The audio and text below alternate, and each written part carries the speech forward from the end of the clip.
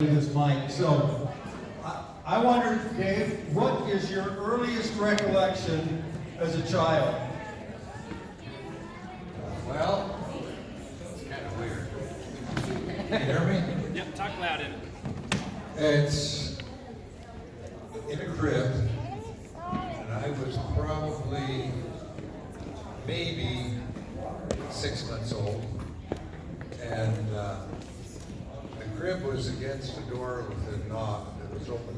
The knob was poked through the spokes in the crib. And I remember looking and saying, I want to get a hold. I want to put my mouth on that knob. And I worked and pulled myself up, and finally got my mouth licking that doorknob. You can remember that. I can remember. It was between. It's where the two doors, mom's bedroom, mom and dad's old bedroom, in the front, where the living room door and the closet door came together. And mom had that open so she walked through. Anyway, I remember. I have a question. Yeah. Can you ask it in the mic so we can hear it? It's every kid's dream, I think, to have a pony. And there's a picture over there with a pony. What was the pony's name? Bonnie. Bonnie. I just wanted to know, how did you get a pony? I never got a pony. Well, tell the story of how Bonnie came into the family. Well, Bonnie really wasn't my horse. It was Bill Edwards, and he loaned it to us. And that little pony, mom and dad wanted us to really learn how to ride. So they thought it'd be a good idea if Rosie and I rode all the way up the 90th South, which was just a little road, up to 2700 and north to Uncle Joe's place. And that was a long ride. But Uncle Joe lived by West Jordan High, right? yeah. That's So, but we had a lot of fun with Bonnie. Anybody else have a question?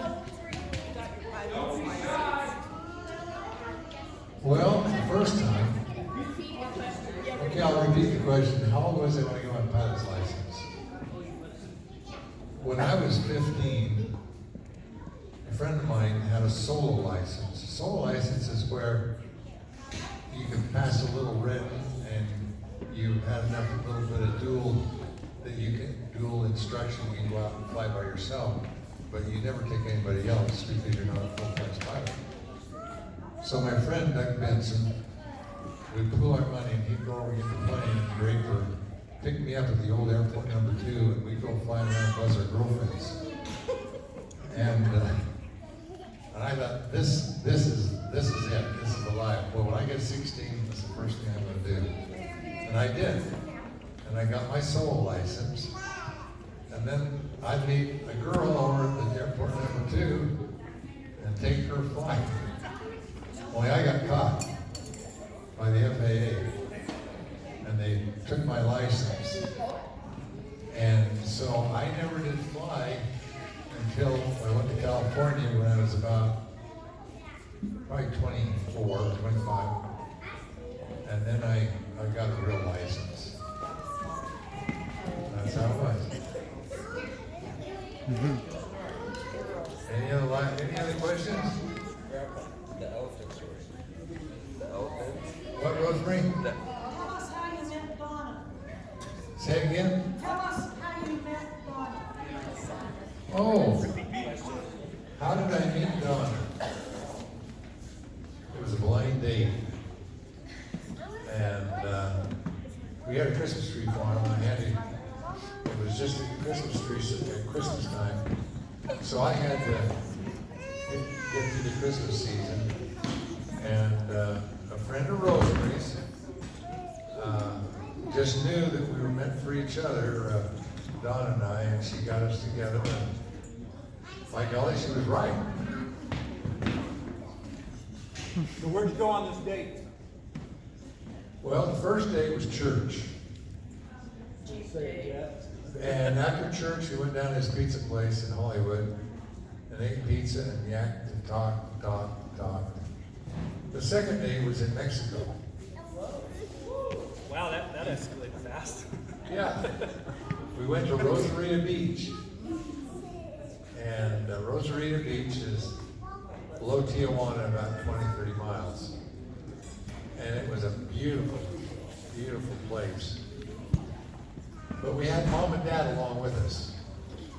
They wanted to go down and see some farms or something, so I invited Donna to come. So, and Donna told me that when she was in the room with my mother, she was saying, I wonder if this is going to be my future mother-in-law. And she was right. Any other questions? No, I had one. Yeah. Talk loud. Elephant story. Oh, the elephant story. Well, Eric remembers this one really well. We had gone to Africa to climb Kilimanjaro.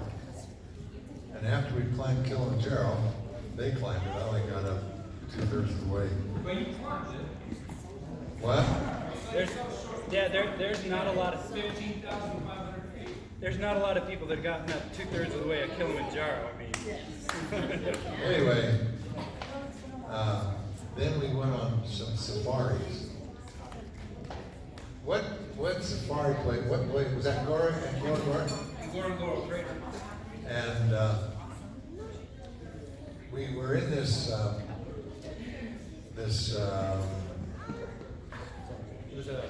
what was it?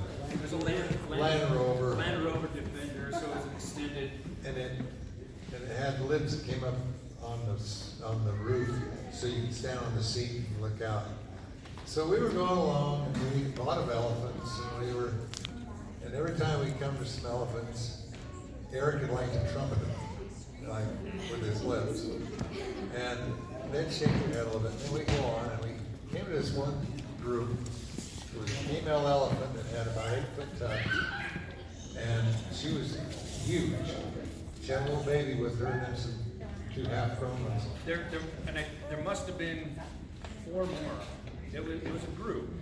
It wasn't just mama and calves. It was a group, but she was. And Eric started trumpeting, and they'd shake their head like this, and I would laugh, and Anna would say, "Shut up!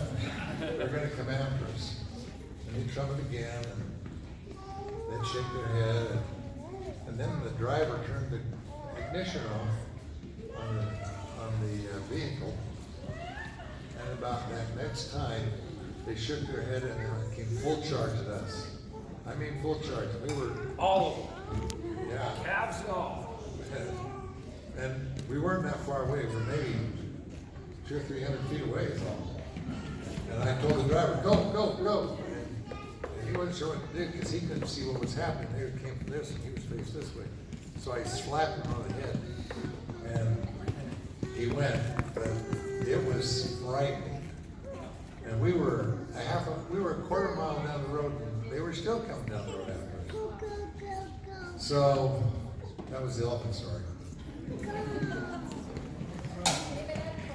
Yeah. Of all the places you've traveled, where has been your favorite place and people should try to see it? Wow.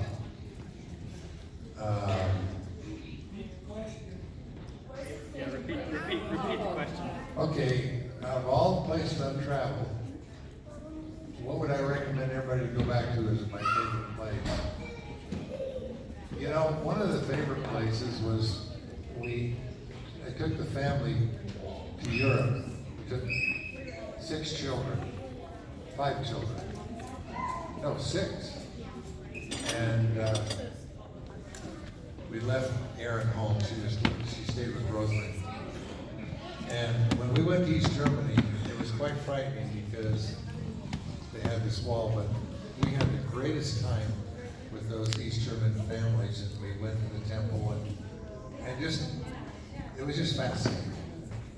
And we smuggled in. Yeah, we smuggled in a whole lot of church material for the war.